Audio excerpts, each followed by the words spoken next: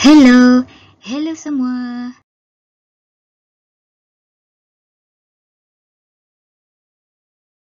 Assalamualaikum Fatih dan Aima. Dah lama kan kita tak buat aktiviti di rumah? Jadi, minggu ini kita akan mula semula aktiviti di rumah. Aktiviti 2 tahun. Jom membaca. Tapi sebelum tu, jom kita dengar dulu cerita tentang COVID-19 yang dibawakan oleh The Storymaker Dr. Putri Afzan Maria. Kenapa perlu duduk di rumah? So, let's check it out. Kenapa perlu duduk di rumah? Coronavirus? COVID-19? Apakah? Makin teruk kes COVID-19. Kenapa masih ramai berjalan-jalan? Duduklah di rumah. Manggis, ayah nak pesan. Manggis tak boleh keluar rumah ya. Kita perlu ikut perintah kawalan pergerakan. Nota penting. Langkah penjagaan diri dari jangkitan COVID-19. Bosannya. Manggis tak boleh keluar rumah. Manggis tak boleh ke sekolah. Manggis tak boleh ke padang. Macam mana ya? Manggis bosanlah. Ibu, Manggis tak faham kenapa perlu duduk di rumah. Ibu terangkan ya, COVID-19 adalah nama pendek bagi coronavirus. Ia adalah saudara kepada sel sema. Virus COVID-19 gemar melancong dari satu permukaan ke permukaan yang lain. Virus ini juga suka berpindah dari tangan ke tangan.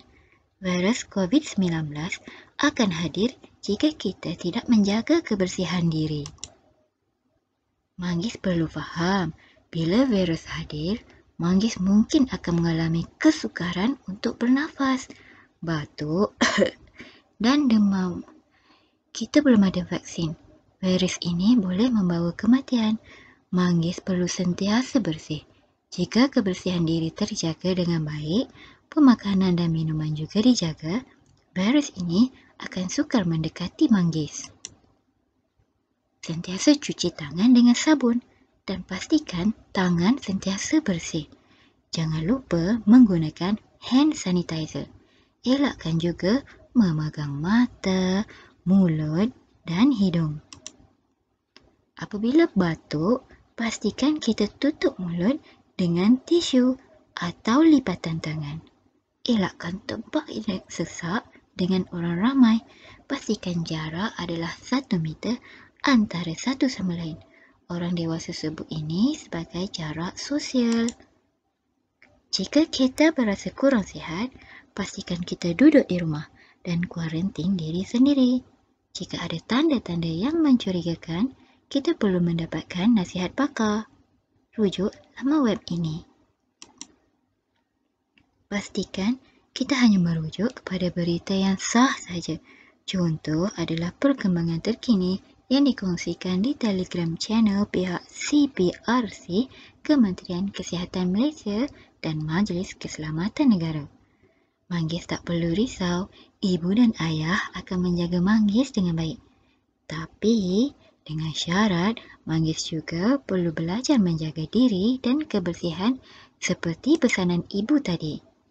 Jangkitan virus COVID-19 akan dapat dikurangkan apabila ramai yang patuh pada perintah kawalan pergerakan.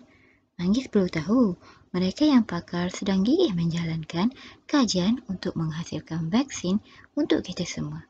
Satu hari nanti, jika virus ini hadir semula, penularan virus akan lebih terkawal. Kesimpulannya, buat masa ini, jom duduk di rumah dan berikan kerjasama supaya penularan virus dapat dikawal. Tindakan Manggis ini akan membantu negara kita membasminya. Walaupun Manggis masih kanak-kanak, tindakan Manggis memberikan impak yang besar. Manggis harus berbangga.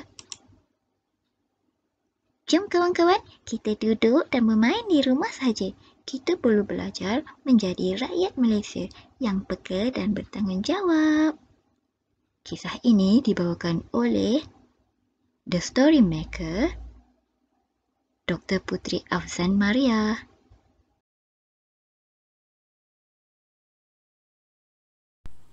Itulah kisahnya tentang virus jahat COVID-19. Fatih dan Aimah perlu sentiasa bersih, kemas dan selalu cuci tangan ya. Okey, lepas ni giliran Fatih dan Aimah untuk membaca. Jadi, Teacher Farah nak Fatih dan Aimah sebut betul-betul bersama-sama teacher dan ibu ayah. Jom mula. First words, my first book of learning fun. Sun, sun. Flower, flower. Ball, ball. Book, book. Car, car. Cat, cat. Star, star. Moon, moon. Duck, duck.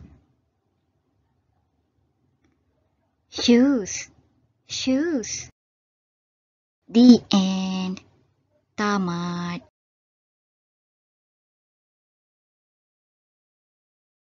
Cuba Fatih dan Aimah ulang lagi. Kali ni sebut dengan betul. First words, my first book of learning fun. Sun, sun. Flower, flower. Ball, ball. Book, book. Car, car. Cat, cat. Star, star. Moon, moon. Duck, duck. Shoes, shoes. The end. Tamat.